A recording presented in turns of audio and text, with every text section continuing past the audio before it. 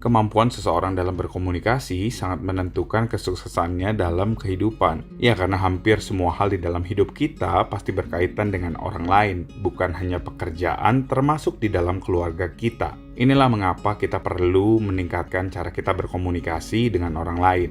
Di dalam buku ini, Dale Carnegie menggambarkan bagaimana kita dapat berkomunikasi dengan sangat efektif. Sebuah buku yang menjadi bestseller selama bertahun-tahun hingga hari ini. How to Win Friends and Influence Others. Bagian pertama, Fundamental Techniques in Handling People. Sebuah hal yang harus kita mengerti untuk kita dapat menghadapi orang lain dengan lebih efektif. Ada 3 hal di dalam bagian pertama ini. Yang pertama adalah don't criticize, condemn, and complain. Sebuah kritik tidak akan membuat orang lain bersemangat untuk menjadi lebih baik. Ketika seseorang menerima kritik, kebanyakan dari mereka akan cenderung membela dirinya dibandingkan dengan mengubah dirinya menjadi lebih baik. Apalagi jika kita sampai menjelekkan bahkan mengeluh tentang orang itu.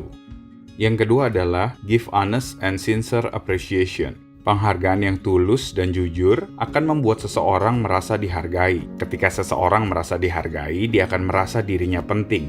Rasa penting dan dihargai adalah sebuah kebutuhan dasar manusia. Ketika kita mampu membuat orang lain merasa penting dan dihargai, mereka dengan senang hati akan memberikan usaha terbaik mereka.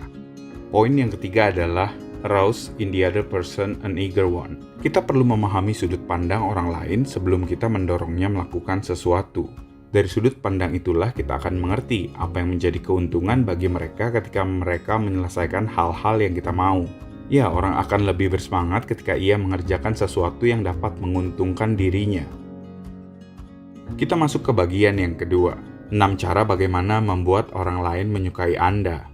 Cara yang pertama adalah become genuinely interested in other people. Untuk membuat orang lain menyukai diri Anda, pertama-tama Anda harus tertarik dengan kehidupan mereka.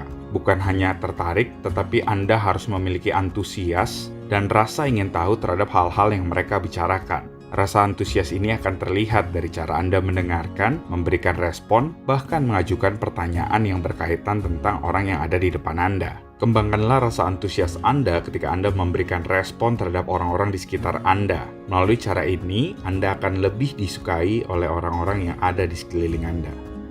Cara yang kedua, smile atau tersenyum. Ya, senyum itu adalah hal yang sangat penting yang sering kali dilupakan oleh orang-orang yang dicap sebagai orang tidak menyenangkan. Anda tidak akan mengorbankan effort yang besar ketika Anda memberikan senyum terhadap orang-orang di sekitar Anda. Sebuah senyum dapat diartikan sebagai saya menyukai Anda membuat saya merasa bahagia dan senang berjumpa dengan Anda. Ya, hanya melalui sebuah senyum, pesan-pesan positif ini dapat diterima langsung oleh orang-orang yang ada di sekitar Anda.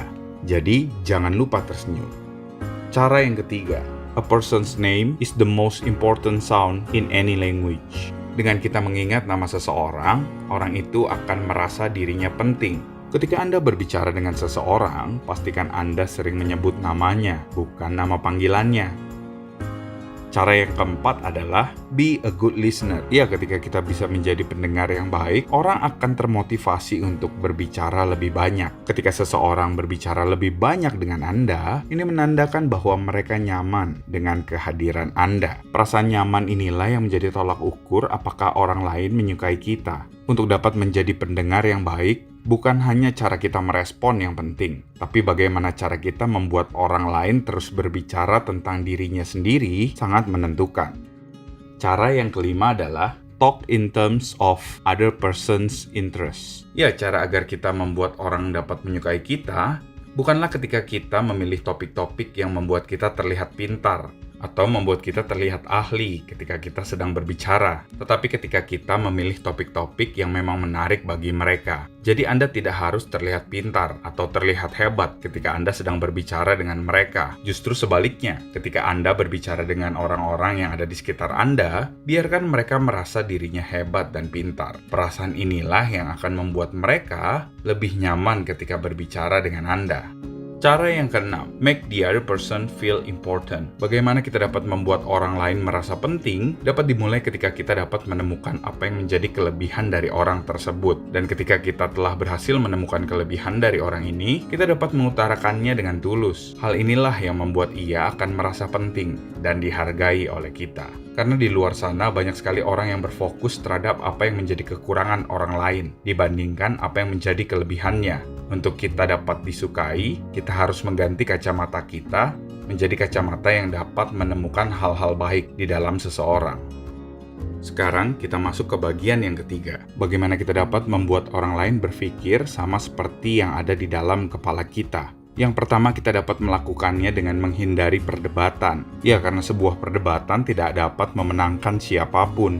Ketika kita kalah dalam berdebat, mereka tidak akan mengerti cara kita berpikir. Dan ketika kita menang dalam sebuah perdebatan, kita tidak akan memenangkan hati dari orang yang berdebat dengan kita.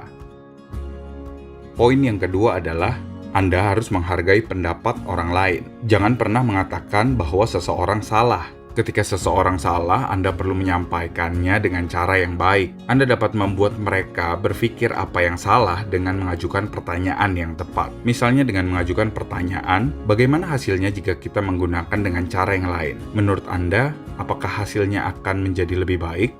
Ketika Anda mengajukan pertanyaan yang tepat, mereka akan menyadari apa yang menjadi kesalahan mereka. Bukan hanya itu saja, dengan cara ini mereka akan lebih termotivasi untuk melakukan perbaikan, terutama di hal-hal yang mungkin masih kurang saat ini. Poin yang ketiga, ketika Anda melakukan kesalahan, Anda harus menyadarinya dan mengakuinya dengan cepat. Tidak ada orang yang tidak luput dari kesalahan, tetapi bagaimana kita mengakui dan memperbaiki kesalahan yang kita buat, ini yang dinilai oleh banyak orang-orang di sekitar kita. Poin yang keempat, ketika kita ingin memberikan masukan kepada orang yang ada di sekitar kita, pastikan kita memberikan masukan dimulai dengan sesuatu yang telah mereka lakukan dengan baik. Kita perlu menerapkan teknik sandwich, di mana kita memberikan pujian, masukan, dan ditutup dengan pujian lagi. Dengan kita melakukan ini, seseorang akan lebih terbuka terhadap masukan yang kita berikan. Mereka tidak terpancing untuk membela diri atau berusaha menutup-nutupi apa yang menjadi kesalahan yang telah mereka lakukan. Poin yang kelima, buatlah orang lain mengatakan iya dan iya. Ketika Anda berusaha meyakinkan seseorang atas pemikiran Anda perlu menggiring pikiran mereka dari iya-iya yang kecil. Misalnya saja, jika Anda berusaha meyakinkan seseorang untuk membeli produk Anda, keputusan membeli produk Anda adalah iya yang besar. Anda dapat menggiring iya yang besar ini dari iya-iya yang kecil seperti, apakah menurut Anda produk ini berguna? Apakah produk ini dapat membantu Anda? Apakah Anda menyukai produk ini? Jadi ketika calon pembeli Anda mengatakan iya untuk ketiga pertanyaan ini, kemungkinannya menjadi sangat besar untuk calon pembeli Anda mengatakan iya dan memutuskan membeli produk yang Anda jual.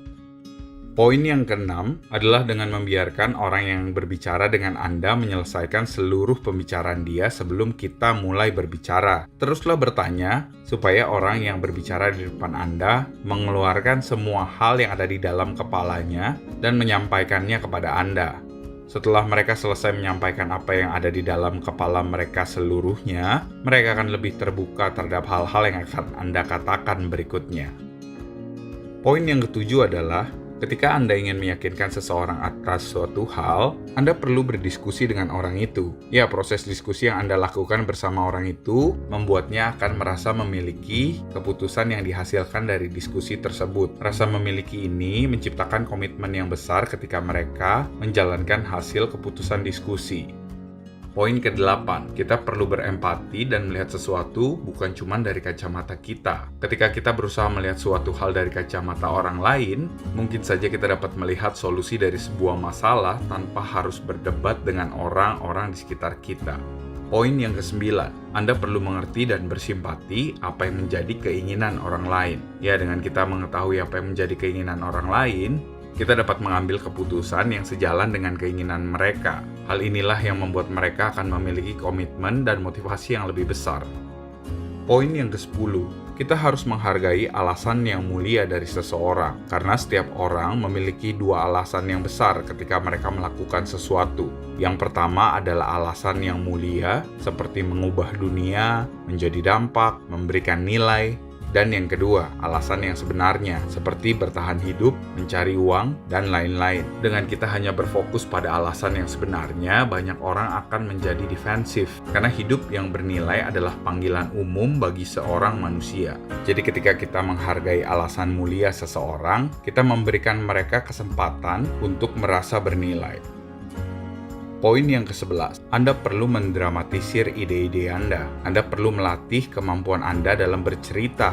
Karena ketika Anda memiliki ide-ide yang luar biasa, tetapi Anda tidak dapat menceritakannya dengan baik, beberapa orang tidak akan tertarik dengan ide Anda. Tetapi sebaliknya, sebuah ide yang mungkin biasa saja, jika Anda dapat menceritakannya dengan luar biasa, ide ini akan terdengar begitu dahsyat. Ini yang akan mengubah cara pandang orang terhadap apa yang Anda sampaikan. Poin ke-12, cobalah menantang mereka. Dengan kita melemparkan sebuah tantangan, kita merangsang mereka untuk berkompetisi. Rasa kompetitif sering sekali menggerakkan orang untuk menyelesaikan hal-hal yang mungkin tidak bisa diselesaikan dalam kondisi yang biasa-biasa saja. Bagian yang keempat, jadilah seorang pemimpin. Bagaimana kita dapat mengubah seseorang tanpa menyinggung perasaan mereka? Prinsip yang pertama, mulailah dengan pujian dan apresiasi yang jujur. Sebelum Anda memberikan masukan, pastikan Anda memulainya dengan sesuatu yang positif. Karena apa? Dengan melakukan hal ini, orang akan lebih terbuka terhadap masukan yang Anda berikan. Prinsip yang kedua, Anda dapat membuat mereka menyadari apa yang salah dengan mengajukan pertanyaan yang tepat. Biarkan mereka berpikir bagaimana hasil jika mereka melakukannya dengan cara yang lain. Prinsip yang ketiga, ceritakan kepada mereka kesalahan yang pernah Anda lakukan. Hal ini akan membuat mereka lebih terbuka terhadap masukan yang Anda berikan. Prinsip yang keempat, Anda perlu mengajukan pertanyaan dibandingkan memberikan perintah. Sebuah pertanyaan akan membuat orang yang menerimanya merasa memiliki pilihan, sementara perintah hanya bersifat satu arah. Prinsip yang kelima, biarkan orang lain menyelamatkan mukanya sendiri. Ketika orang melakukan kesalahan, pastikan Anda menegur mereka dan memberikan mereka masukan, tidak di depan umum. Karena ketika Anda melakukannya di depan umum, rasa malu yang timbul akan membuat mereka menjadi tidak produktif.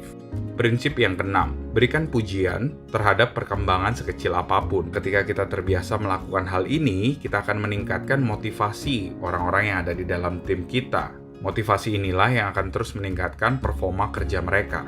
Prinsip yang ketujuh, berikanlah reputasi yang baik terhadap orang-orang yang kita pimpin. Ya, ketika kita memberikan reputasi yang baik terhadap orang yang ada di dalam tim kita, mereka akan dengan sendirinya mempertahankan reputasi itu agar tidak hilang. Jika Anda berkata kepada salah satu tim desain Anda bahwa dialah desainer terbaik di tahun ini, ketika ia mengerjakan proyek-proyek ke depannya, dia akan tetap mempertahankan standar kerjanya agar reputasinya sebagai desainer terbaik di tahun ini tidak luntur. Prinsip yang ke-8, gunakan pujian untuk membuat sesuatu yang salah menjadi mudah untuk diperbaiki. Sebuah pujian akan membuat rasa percaya diri seseorang meningkat. Dengan rasa percaya diri yang cukup, seseorang dapat memperbaiki kesalahan-kesalahan yang telah terjadi sebelumnya. Prinsip yang ke-9, buatlah orang lain merasa senang melakukan hal-hal yang Anda minta. Ya, Anda dapat memberikan insentif, bonus, reward, dan lain-lain. Ini akan membuat mereka merasa dihargai atas semua yang mereka kerjakan. Dan inilah yang akan membuat sebuah kerjasama berlangsung panjang. Dan ini menjadi poin terakhir dari video kita kali ini. Ini salah satu buku yang saya rekomendasikan untuk Anda baca sampai selesai. Buku ini dapat meningkatkan kemampuan komunikasi Anda secara luar biasa.